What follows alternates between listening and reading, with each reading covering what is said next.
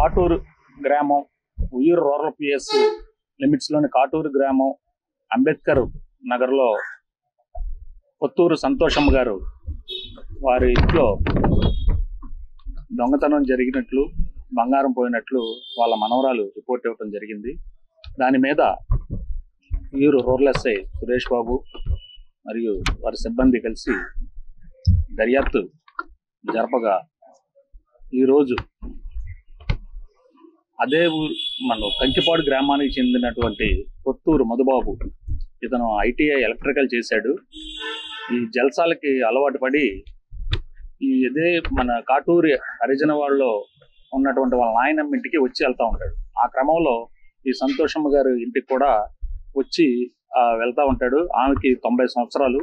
సంతోషమ్మ గారికి వినపడదు. ఈ మనవడు కూడా మనవరాలు రైల్వేలో జాబ్ చేస్తుంది. ఆమె గుంటుపల్లిలో రైల్వే వ్యాగన్ వర్క్షాప్ లో జాబ్ చేస్తుంది. అలాగే వాళ్ళ తమ్ముడు విశ్వశాంతి స్కూల్లో చదువుతున్నాడు.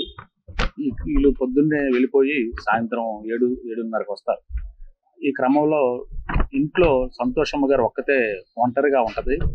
ఇది రమణ ఎవరైతే మధుబాబు ఉన్నాడో అప్పుడు వచ్చి ఇంటికి వెళ్ళే ఈ పరిచయంలో భాగంగా ఆ రోజున 13వ తారీఖు వాళ్ళ ఇంటికి వచ్చి ఉదయం పూట 10 గంటలకి సుమారు 10 గంటల సమయంలో వచ్చి ఆ సంతోషమ్మ గారు ఆమె బట్టలో ఉతుకుదామని బాత్రూమ్ దగ్గరికి వెళ్ళింది. ఆ క్రమంలో వాళ్ళు చూసి లోపలికి వెళ్ళి ఆ బీరువాలో గాడ్రేజ్ బీరువాని ఐరన్ రాడ్తో పగలకొట్టి ఆ బంగారాన్ని మొత్తం దాంట్లో ఉన్నటువంటి బంగారం తీసుకుని వెళ్ళాడు. సుమారుగా బంగారం విలువ 6,30,000 రూపాయలు ఉంటుంది.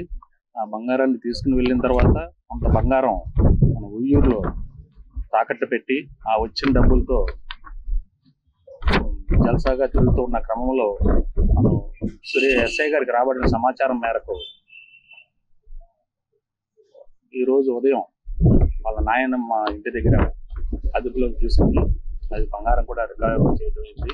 ఈ కేసులో ఎస్పీ గారు అయినటువంటి శ్రీ ఆర్ గంగాధర్ గారు ఐపీఎస్ గారు యొక్క ఆదేశాలతో గన్నవరం డిఎస్పీ శ్రీ శ్రీనివాసరావు గారి యొక్క పర్యవేక్షణలో ఎస్ఐ మరియు వారి సిబ్బంది ప్రత్యేకంగా తిరిగి ఇతన్ని అదుపులోకి తీసుకోవడం జరిగింది. ఈ గుడ్ వర్క్కి సంబంధించి ఎస్ఐ గారికి వారి సిబ్బందికి కూడా క్యాష్ రివార్డ్స్ ఇవ్వడం జరిగింది. మరిన్ని వీడియోస్ కోసం ఛానల్ ని సబ్స్క్రైబ్ చేయండి. లేటెస్ట్ అప్డేట్స్ కోసం వాట్సాప్ ఛానల్ ని ఫాలో అవ్వండి. ఆ లింక్ డిస్క్రిప్షన్ లో ఉంది.